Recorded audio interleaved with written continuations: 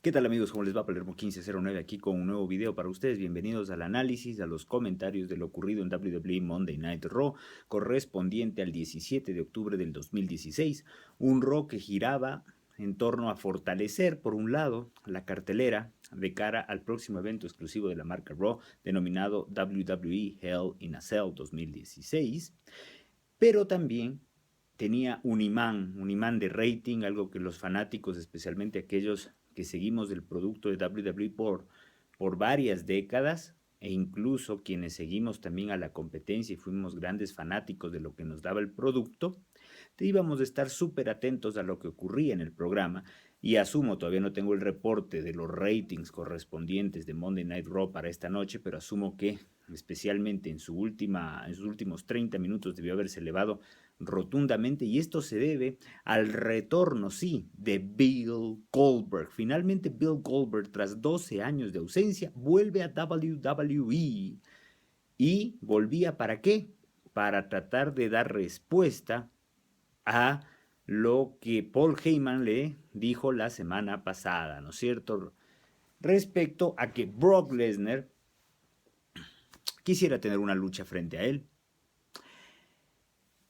Esto era lo que íbamos a tener. Bill Goldberg, aquel nombre súper importante dentro de WCW, aquel luchador que con su storyline, con su aura, con todo lo que él realizó ahí, convirtió a WCW en una empresa que tenía algo más que presentarnos, aparte de NWO, Sting y compañía.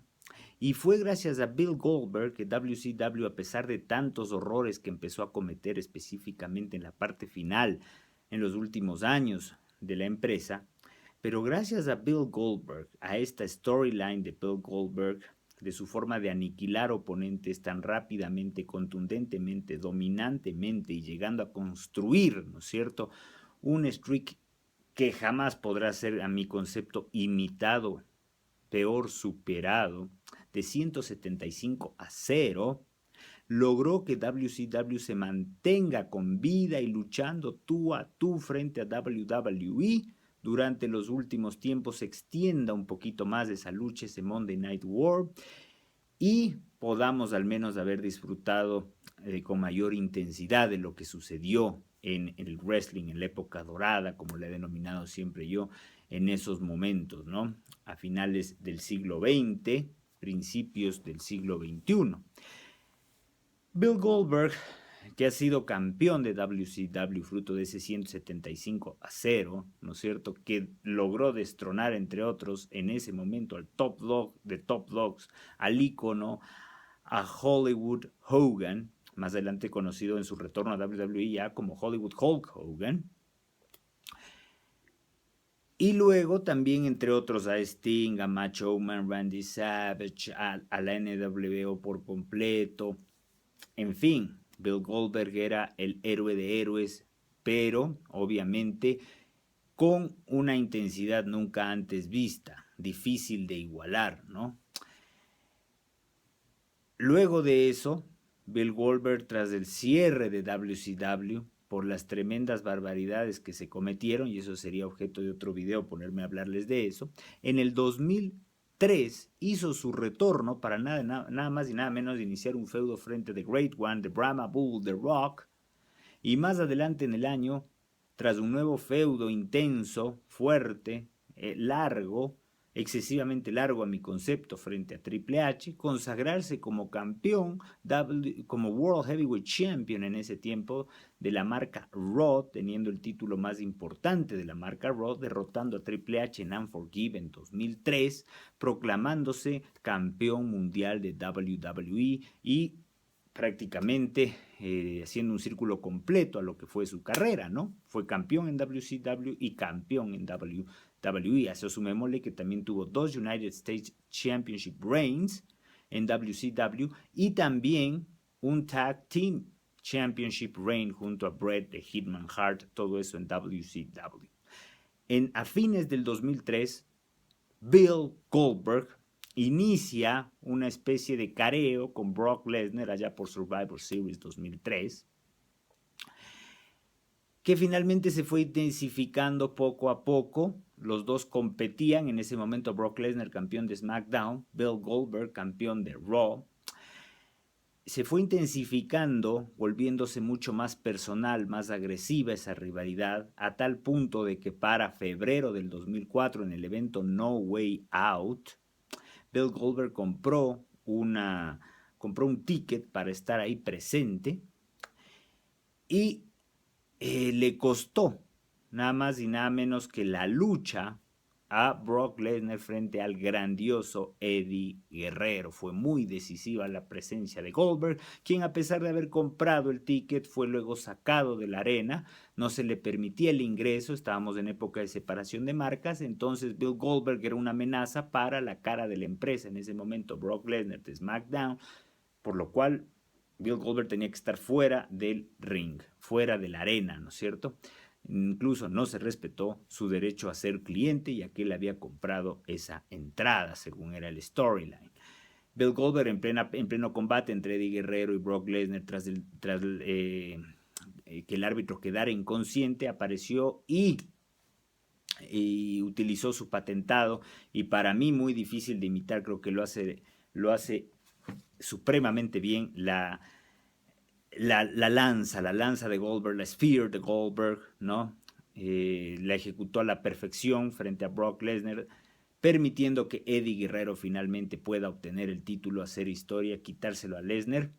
Y eso hizo que los dos lleguen a un combate que se entendía iba a ser interpromocional, pero más allá de eso iba a ser un Dream Match. Y si le agregábamos como árbitro especial a Stone Cold Steve Austin, teníamos prácticamente una lucha que iba a generar dinero, que es lo que más le importa a WWE, pero también iba a dejar un momento histórico que iba a ser recordado por muchos años por algo bueno, ¿no? Y eso era lo que se pensaba en ese momento. Y creo que no se equivocaron. En lo que sí, en lo único que se complicó WWE es que no le salió el resultado de acuerdo a lo que esperaban. Sí, fue un momento histórico, un momento recordado, pero recordado infamemente. Bill Goldberg está en malos términos con WWE. Brock Lesnar quería irse a la NFL, así que los dos habían acordado ya que este iba a ser su último combate y se iban a ir de WWE una vez terminado WrestleMania 20, realizado en Madison Square Garden, ni más ni menos. Dense cuenta la fe que le tenía WWE a este combate, a este feudo. La gente supo de esto y se notó en la actitud de Lesnar y de Goldberg que no les importaba el combate y la gente se dedicó a insultarlos, a hacerles saber su odio, su repudio frente a la decisión tomada por cada uno de ellos y pasó a la historia como uno de los combates que mayor expectativa había generado, un Dream Match sin ninguna duda en teoría, en papel, pero que fue de las más grandes decepciones que hemos tenido en WrestleMania, en toda la historia de los 32 WrestleManias hasta aquí desarrollados. Todos sabemos que Vince McMahon es de no olvidar. Y se vino, pasemos 12 años adelante, y se vino el juego WWE 2K17. Este 2K17, ¿no es cierto?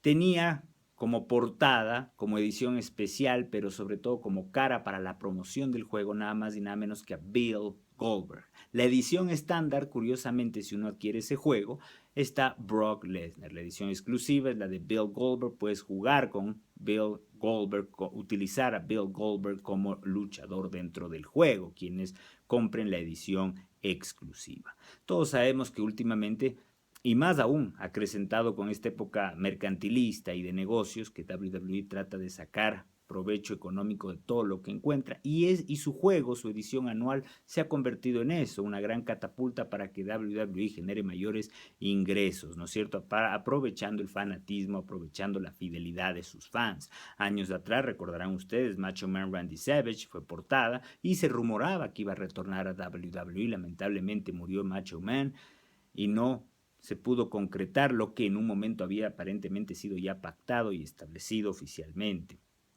Luego tuvimos a Sting, recordarán ustedes, al Ultimate Warrior. Todos ellos terminaron por retornar a WWE. Esta vez le tocó el turno a Bill Goldberg. Y fue Bill Goldberg, luego de efectuar apariciones por el contrato que tenía para el juego WWE 2K17, que apareció en Sports Center. Y fue en Sports Center donde dijo que él no tendría problema en darle una revancha a Brock Lesnar. Pocos pueden presumir de tener un récord favorable, ¿no es cierto?, frente a Brock Lesnar. Y uno de ellos, de los contados personajes, es Bill Goldberg. Él puede hacerlo. En WrestleMania 20, la lucha terminó con un triunfo de Bill Goldberg. Lamentablemente, lo que más se recuerda son las stunners de Stone Cold hacia Goldberg y hacia Brock Lesnar.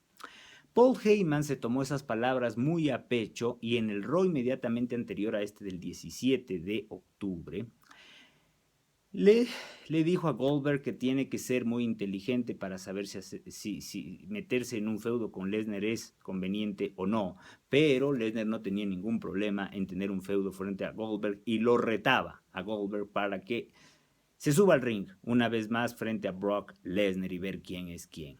Bill Goldberg inmediatamente a las declaraciones de Heyman hace una semana en su cuenta de Twitter estableció lo siguiente: voy a estar en Raw para contestar a Paul Heyman y a Brock Lesnar.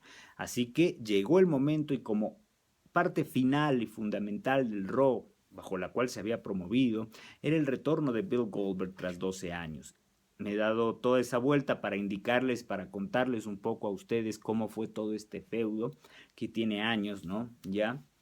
Y es una revancha, una oportunidad de revancha para tanto para Vince McMahon como para Brock Lesnar como para Bill Goldberg de demostrarnos que este combate verdaderamente puede funcionar y que lo que sucedió el 2004 fue un accidente de esos accidentes que no se van a volver a repetir. Es un gran reto para la compañía, para Vince, para Goldberg y para Lesnar. Obviamente el cheque debe ser enorme tanto para Lesnar como para Goldberg. Pero Goldberg apareció y lo que mayor duda generaba el día de hoy era la reacción que los fans podían tener hacia Bill. Tomemos en cuenta como antecedente inmediato de alguien que más o menos había sido importante para la empresa, hablando entre comillas, ¿no? Porque obviamente fue importante, y hablo de Dave Batista, y las características de Batista en cuanto al ring eran parecidas a las de Goldberg. El retorno de Batista a WWE no fue de lo mejor, más bien dicho, podría decir que fue de lo peor. La gente no lo recibió como él quería que lo reciba. Él iba a ser el top face de la empresa, iba a estar en el Royal Rumble de ese año, llegar a WrestleMania 30 y llevarse el título. En teoría iba a estar victoriado, aplaudido por todos los fanáticos. Eso lamentablemente no sucedió así. Y todos sabemos cómo terminó. Daniel Bryan campeón, Batista odiando a WWE, hasta ahora se niega a regresar a pesar de múltiples propuestas. Ese miedo había con Bill Goldberg, que de pronto la gente empieza a corear Goldberg Sucks o que empiecen a corear Ryback, etcétera, etcétera, cualquier barbaridad, ¿no?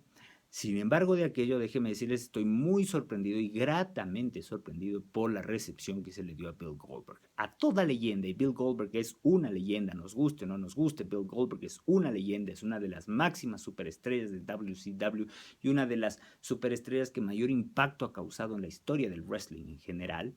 Se le podrá decir limitado, se podrá decir que sus combates duraban muy poco, que sus rivales hacían todo por hacerlo lucir bien, pero lucía bien. Su intensidad inigualable.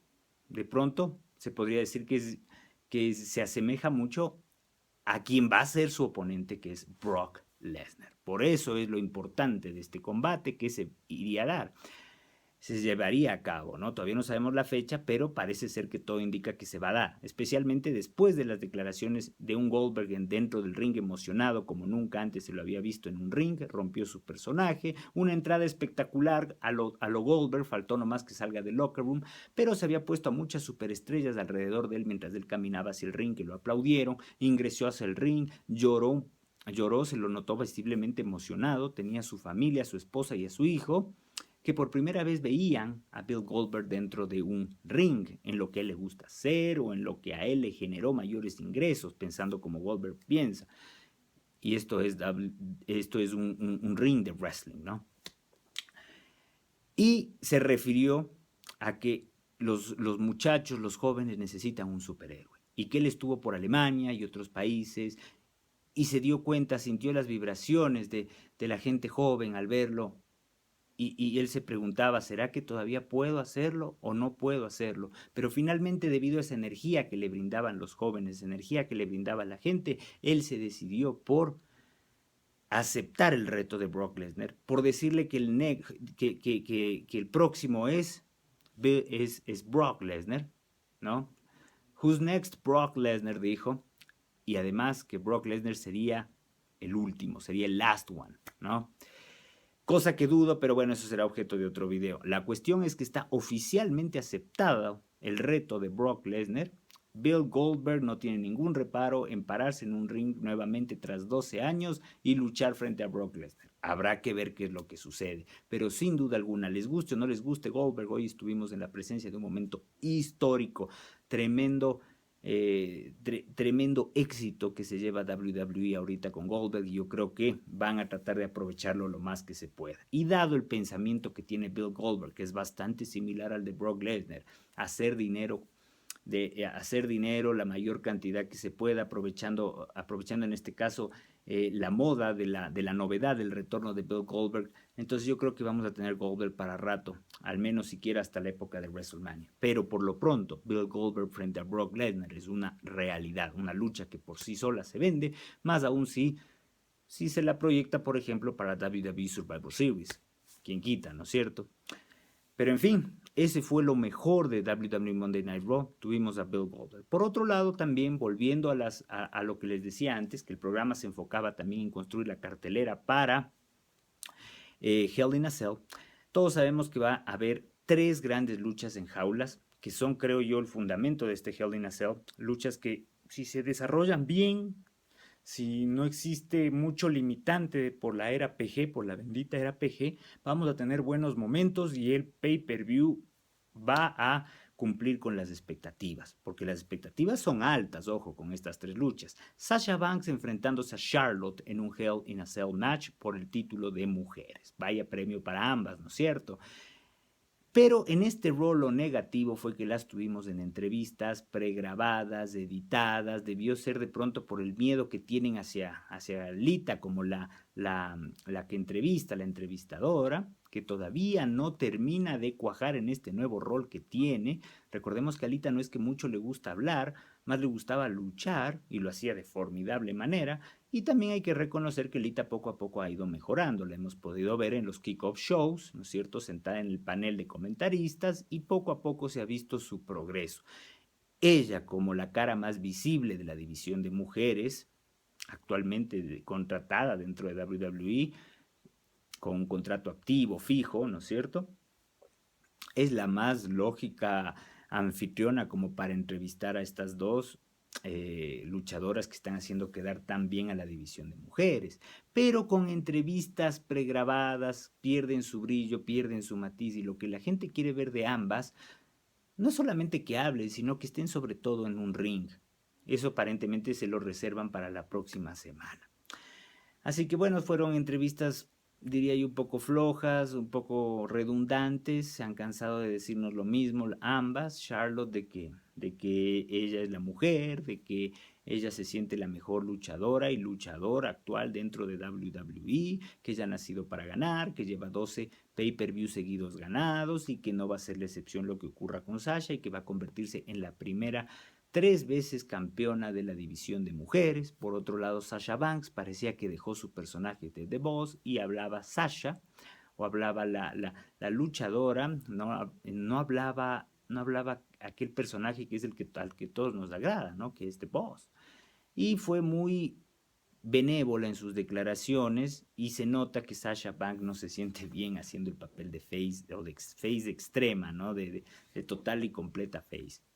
Hablaba de la importancia de que las dos estén ahí, exaltaba un poco a Charlotte también, sus condiciones, y ella también decía que es un sueño cumplido y todo eso. Pero bueno, lo que les digo es que fueron entrevistas que me parecería habría sido mejor que estén en un segmento de main event, de Superstars, si es que siguen existiendo, o de pronto también como parte exclusiva de la página www.com o del network de pronto. Pero bueno, la idea, lo que les digo, para mi concepto, yo quiero tener a estas dos genias del wrestling luchando cara a cara, y construyendo su feudo de la mejor manera. ¿Y cuál es la mejor manera? Dentro del ring. Por otro lado, Rusev se va a enfrentar en un Hell in a Cell match frente a Roman Reigns. Y hoy creo que Vince McMahon se apuntó un triunfo a los tiempos, a los años, y eso creo que le va a permitir salir súper contento. Todos sabemos que la obsesión de Vince, el objetivo principal es tener a Roman Reigns como cara de la empresa y que sea aceptado, aplaudido, vitoriado por parte de la mayoría de gente que va a los distintos shows de WWE donde se presenta Roman Reigns. Eso no ha podido ser durante todo este tiempo,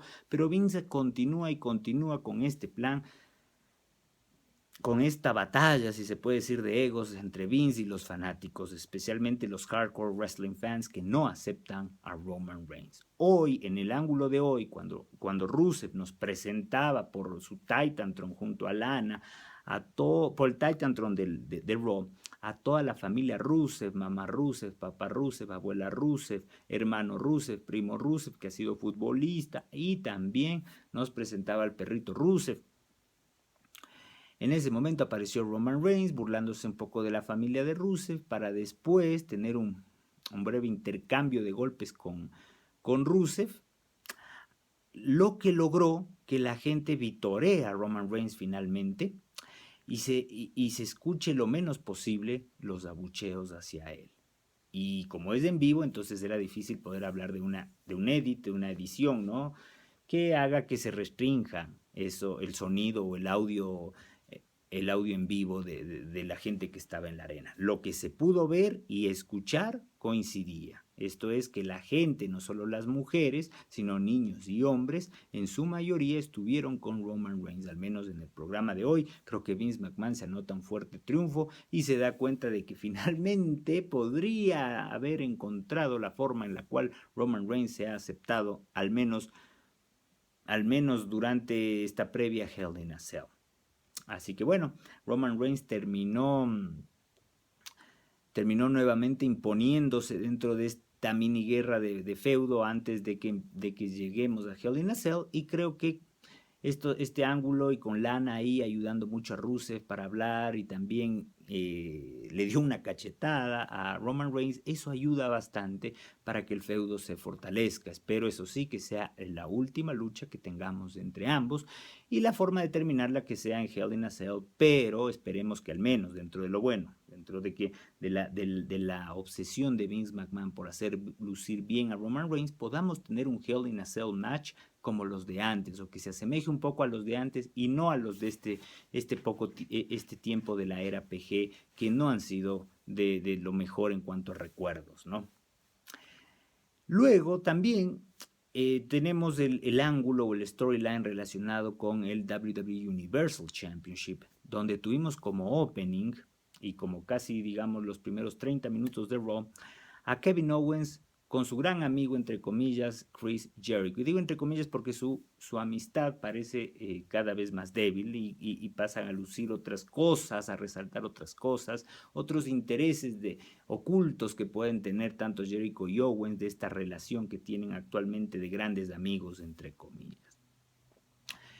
Jericho y Owens estuvieron en el ring y Jericho también jugando un poco con la gente, su fiel estilo de él, su carisma es impresionante y hay que reconocer, Jericho sabe reinventarse y también utilizar determinadas cosas que hacen que se queden en la mente de los fanáticos. Me refiero en esta ocasión a The List, ¿no? A que ingresa tu nombre a la lista o no ingresa a la lista. Se quejaba Kevin Owens respecto a que Mick Foley le pone en el pay-per-view de Hell in a Cell nuevamente frente a Seth Rollins, que no merece ya ser retador porque él ya lo había vencido claramente, pero que igual no se va a hacer problema y lo va a derrotar contundentemente en Hell in a Cell. Pero sí se encarga de decir que Seth Rollins no tiene por qué estar en este pay-per-view de Hell in a Cell como retador al título máximo de Raw. Chris Jericho, por otro lado, le decía a Kevin Owens que fue culpa del árbitro el hecho de que él no haya podido derrotar a Seth Rollins la semana inmediatamente anterior y se quedó por ende fuera de lo que habría sido un triple threat match por el título en Hell in a Cell. Kevin Owens irónicamente le daba la razón constantemente, a pesar de que todos sabemos que Kevin Owens tuvo la posibilidad de ayudarlo la semana anterior a Jericho, pero no lo ayudó, prefirió quedarse fuera del ring mientras vio cómo Seth Rollins sacrificaba a su amigo, entre comillas. apareció Seth Rollins y fue Seth Rollins quien se encargó de decirle a Kevin Owens que él no va a acabar con su carrera, que él no lo va a retirar y que él lo va a derrotar en Hell in a Cell. A esto apareció, interrumpió Chris Jericho, tuvieron un diálogo entre Jericho y Rollins, incluso hablando de la parte trasera, ¿no es cierto?, de lo que dice su short, su short, su gear de lucha, su ring attire de lucha. Y bromearon un poco con eso, fiel estilo Jericho y Rollins siguiéndole perfectamente la corriente en ese tema. La gente se notaba que estaba atenta a lo que sucedía, estaba enganchada con este feudo dialéctico, ¿no? Pero luego Chris Jericho también decía que él puede derrotar a Seth Rollins. Seth Rollins le decía, sí, de pronto tú no vas a poder derrotarme a mí. Además porque tienes a Owens al lado y siempre hay un lado fuerte y un lado débil. Owens le decía a Jericho que bueno, que sí, que en el caso de ellos dos siempre hay uno que le va mejor que el otro, que es más fuerte que el otro, y eso pareció no gustarle a Jericho, que le pidió a Kevin Owens que abandone el ring, que se vaya de regreso a backstage para demostrar que él puede luchar frente a Seth Rollins y derrotarlo. Así que Seth Rollins en su juego mental logró que Kevin Owens y Chris Jericho se distancien un poco, se contradigan un poco y salgan de su juego, ¿no? De su juego frente a Rollins y tratar el Architect de lucir mejor dentro de lo que es este feudo con Kevin Owens y cuál es la mejor manera de hacerlo o de empezar a hacerlo, sacando de ahí a Chris Jericho. Así que bueno, tuvimos como opening la lucha de Jericho frente a Rollins, una lucha larga, a ratos me pareció un poco lenta, pero finalmente debido a la calidad de ambos se puede decir que fue una lucha sólida, ¿no? Una lucha sólida, la gente estaba contenta con lo que se desarrollaba y me atrevo a decir que fue la mejor lucha de la noche, ¿no? Dentro de Raw.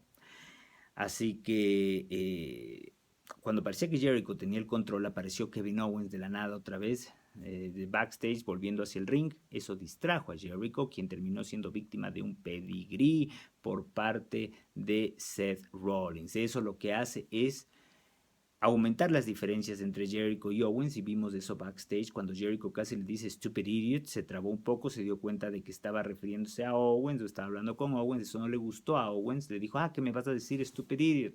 Bueno, hasta que parecía que se iniciaba una ruptura entre ambos amigos hasta que apareció Stephanie McMahon.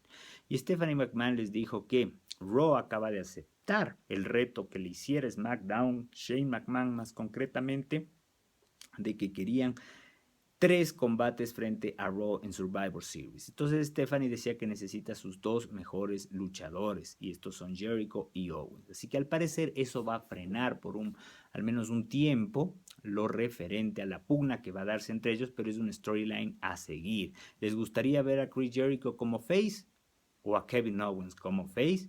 ¿Quisieran ver a Jericho con el título, con el Universal Title y convertirse en 7 veces campeón mundial de WWE? Ahí les dejo la pregunta, ¿no? Pero habrá que ver qué sucede en el siguiente Raw. Yo todavía guardo la esperanza de que podamos tener un triple threat match en el Hell in a Cell, Seth Rollins versus Chris Jericho versus Kevin Owens por el título. Me parecería que sería lo más apropiado. Y luego de dicho estas cosas, tuvimos un programa de Raw bastante mediocre, déjenme decirles, quitando estos highlights, quitando estas 3 luchas de Hell in a Cell más el gran retorno de Bill Goldberg. Raw cayó en una mediocridad prácticamente las 2 horas restantes, ¿no? Quitando la media hora o 20 minutos de lo de Goldberg y los 30 minutos de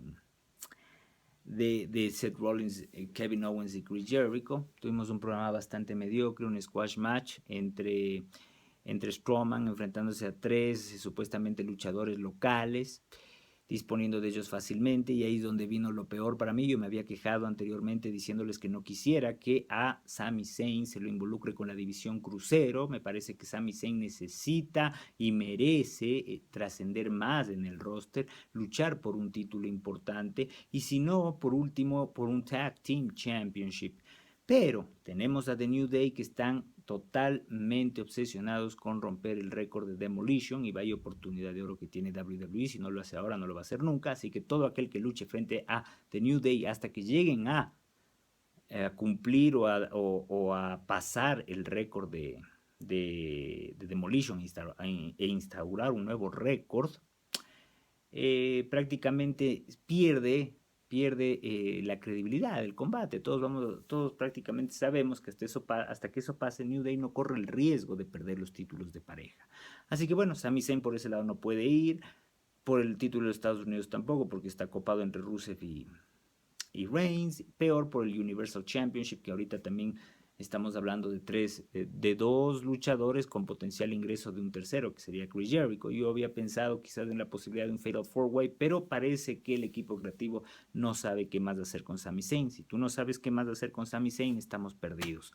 Un luchador que ha tenido una de las mejores luchas de este año frente a Nakamura, por ejemplo, frente a Kevin Owens, por ejemplo, o por el por el Intercontinental Championship también en un pay-per-view este año, simplemente ha sido ahora arrojado como carne de cañón para ser víctima a la larga, a mi parecer, de Braun Strowman y su supuesto gran streak proveniente de los squash matches que le ha regalado Vince McMahon y el equipo creativo de WWE. Mal por eso.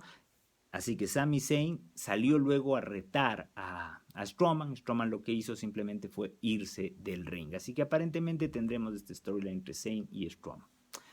Creo que pierde Zayn muchísimo al estar involucrado con este luchador Strowman, a quien me parece lo están construyendo para ser un futuro retador al título de los Estados Unidos de ya saben quién.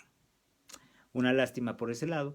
Por otro lado también Bo Dallas involucrado con Curtis Axel. Sí, Curtis Axel sigue todavía en WWE y todo parece indicar que el nuevo cambio o el nuevo matiz, nuevo ángulo por el cual va a ser tratado el personaje de Bo Dallas, que aparentemente iba a marcar un resurgir en su carrera, ha sido desperdiciado nuevamente porque si lo involucras con Curtis Axel, alguien que es poco menos que inexistente dentro de WWE,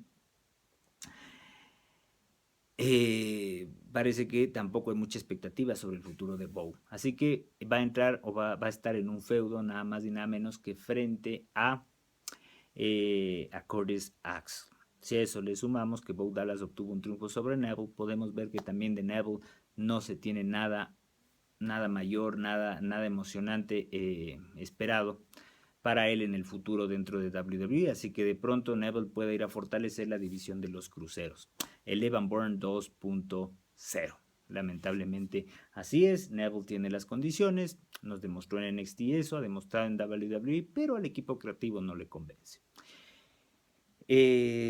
No vi a Nia Jax. En cuanto a lucha de mujeres, tuvimos una sola lucha de mujeres y esto fue a Bayley, que tiene una gran recepción del público. Qué manera de vender su personaje, qué manera de tener pasión por lo que hace. Eso se le nota a ella, está muy contenta de estar ya finalmente en el roster principal de WWE, pero lamentablemente está luciendo muy débil y eso no es culpa de ella, sino del equipo creativo, que ha tenido varias derrotas ya sucesivas y esta vez tuvo una derrota frente a Dana Brooke. Y déjenme decirles aquí que parecía que estábamos ante la presencia de una buena lucha, un feudo que le puede servir mucho a Dana, ya que está luchando frente a una de las mejores wrestlers de este tiempo, ¿no? A una que obviamente va a ser en algún momento dado retadora número 1 hacia el título máximo de la división de mujeres y por qué no campeona de la división de mujeres, y tiene mucho para aprender de Bayley, Dana Brooke, y perfeccionar lo que ya sabe. Sin embargo, el error de hoy a mi concepto le va a costar. Ojalá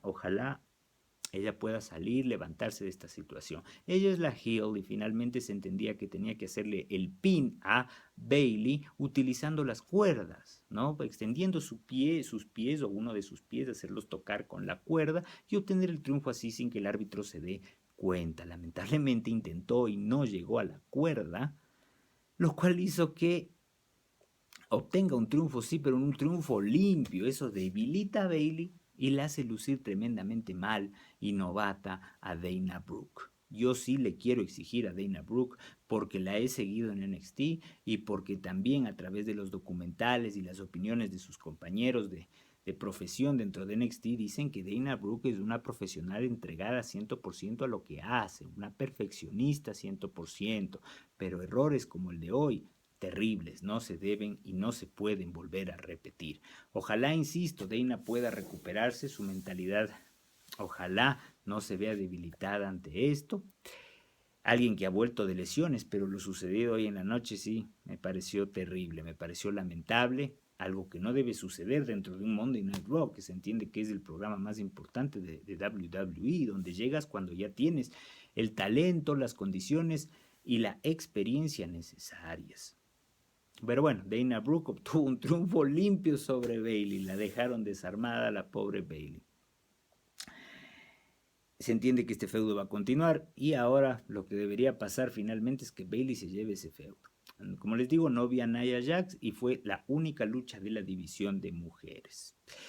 Tuvimos también a Golden Truth y a Mark Henry. Sí, Mark Henry volvió a Raw y pareció que a nadie le importó. Parece que ni al propio Mark le importó, enfrentándose a los boricuas, ¿no? Primo y Épico, y a Titus O'Neil.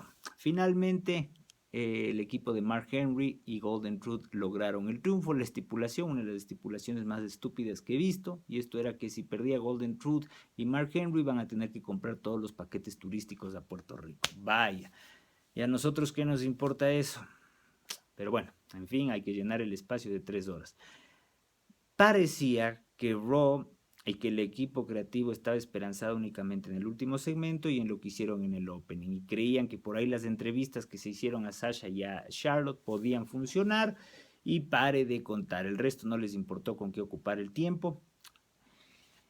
Y el objetivo de Raw principalmente parece ser lograr que SmackDown se vea cada vez más fuerte y mejor y pueda disimular sus limitaciones de roster, de tiempo, de divisiones que se encuentran ahí.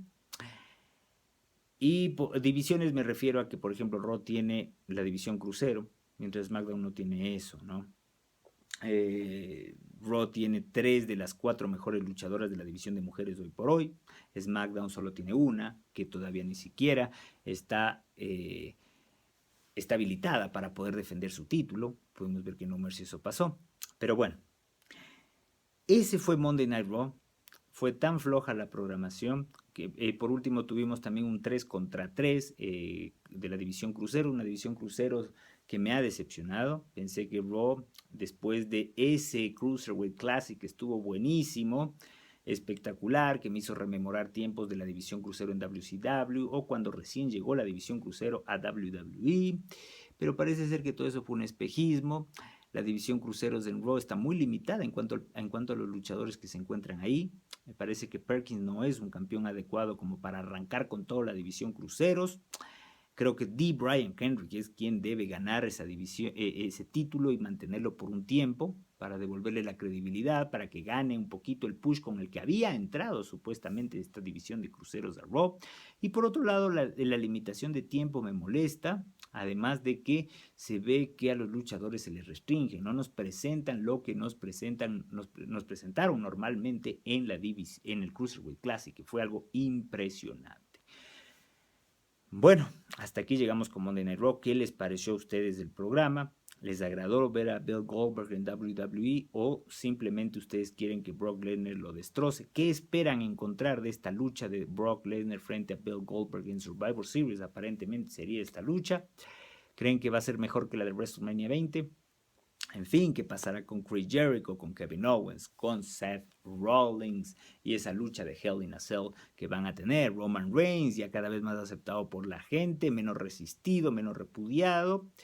Y un Rusev y Lana que están cumpliendo con su papel a cabalidad. Finalmente el esfuerzo por hacerse odiar parece que está obteniendo resultados, está haciendo efectos. En fin, hasta aquí mi análisis de lo ocurrido en WWE Monday Night Raw. Saludos, que la pasen bien.